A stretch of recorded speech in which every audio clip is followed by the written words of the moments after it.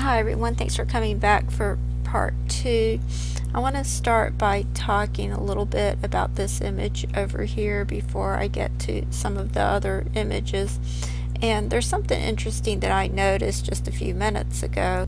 There's always so much, but I noticed it when I was looking at this map over here. The word Gilgal just popped out at me and I looked it up.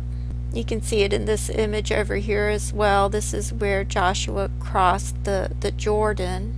Okay, so I searched for the word Gilgal, and it first comes up in Joshua 4:19, which is a scripture that I mentioned before because this is when it first mentions the Israelites crossing the Jordan, or actually I'm not sure if it's the first mention, but it mentions it over here. It says, "And the people came up out of the Jordan on the 10th day of the first month and encamped in Gilgal on the east border." And I had mentioned this scripture before because I'm not sure if things might carry over until the time of the Passover. That's always a possibility, but I feel that it'll probably happen this year because there's also the verse in Deuteronomy 27 verse 2, which I showed in my last video, and it mentioned in this Google image over here how it's mentioned 3 times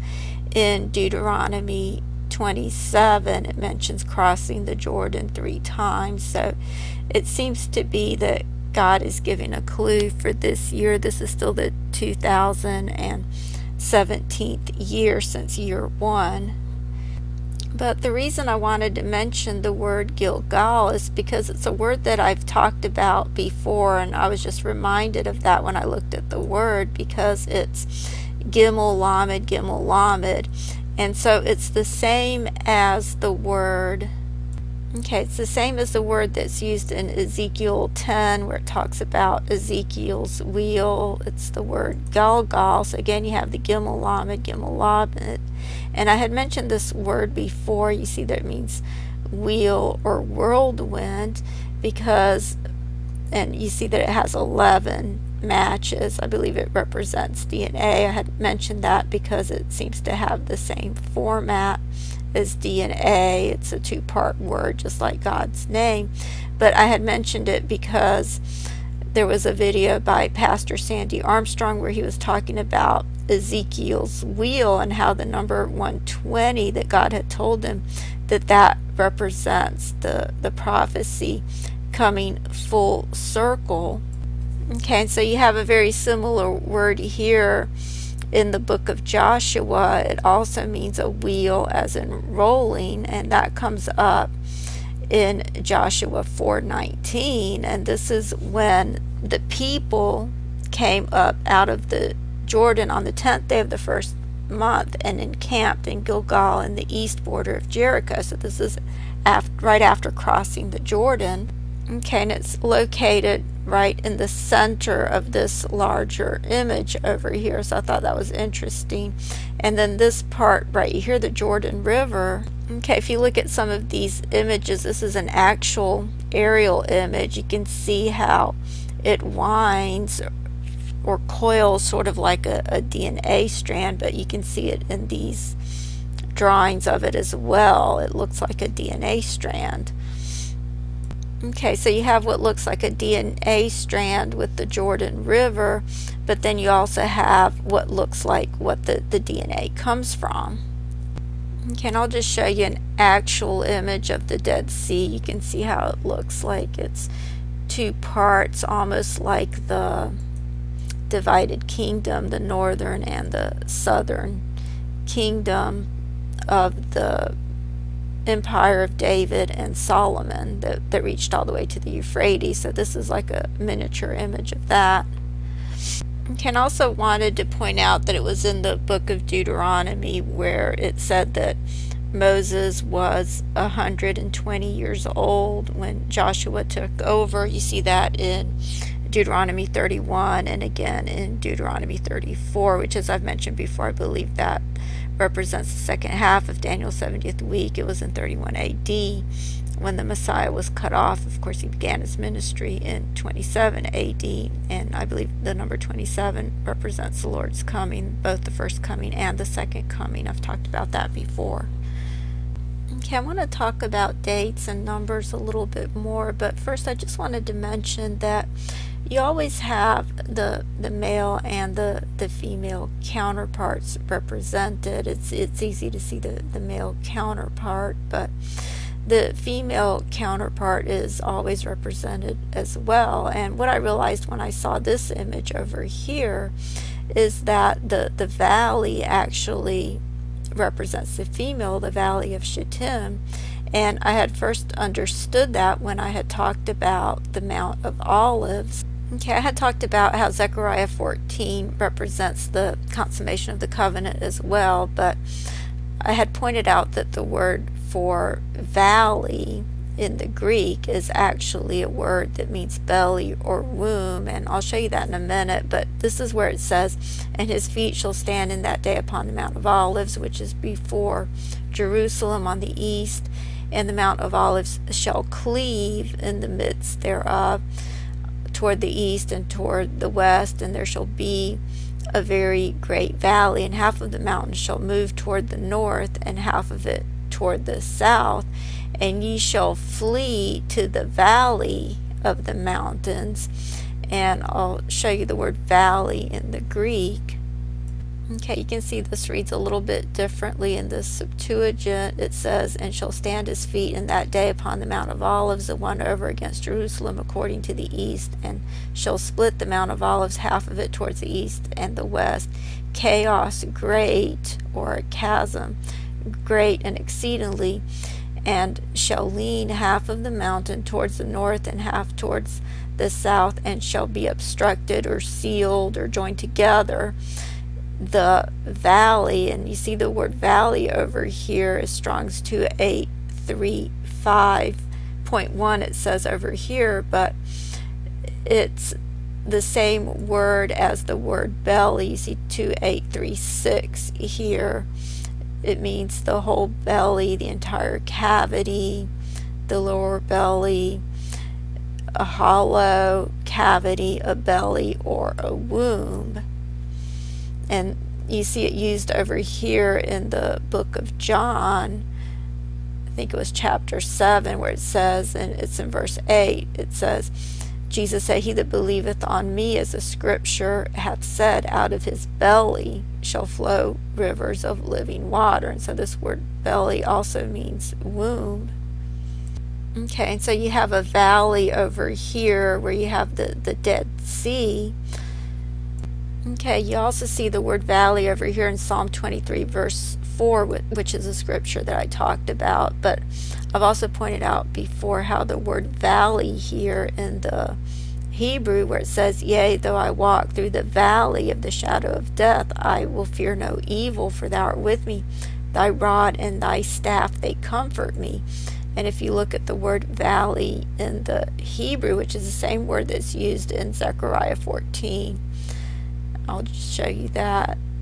It's this word right here, it's Strong's number 1516. And this word means a steep valley or a narrow gorge. But it was in a Jonathan Kleck video where he pointed out that it also means transmutation. I believe that this is where the transformation will take place in the Mount of Olives. And I can show you that word here, that it's in Zechariah 14 as well. Okay, you can see Zechariah 14:5 right there. And so this is the same word that's used in Zechariah 14:4 and Zechariah 14:5, where God said to flee to the valley of the mountains.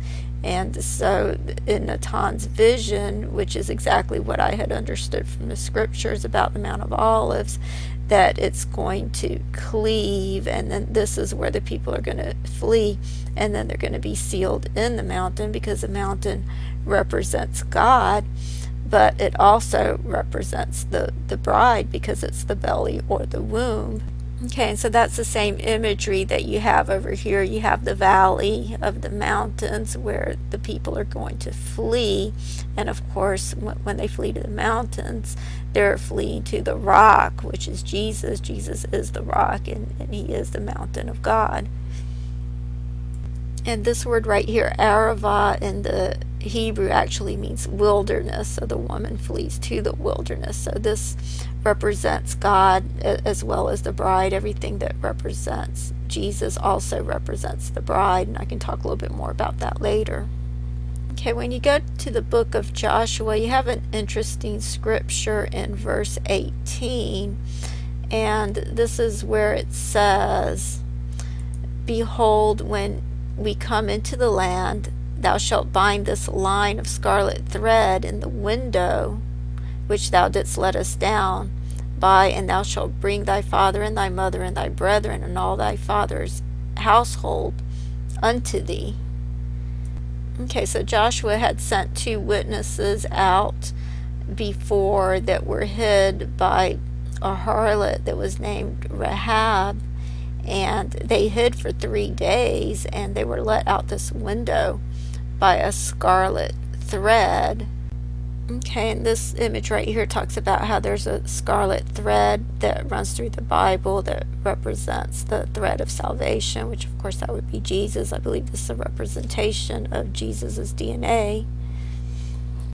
Okay, and you seem to have other references of DNA over here where it talks about the stalks of flax where she hid them in the roof. But you see the pattern over here that I've talked about before with the 3 days. Starting with verse 15, it says, "Then she let them down by a cord through the window, for her house was upon the town wall, and she dwelt upon the wall.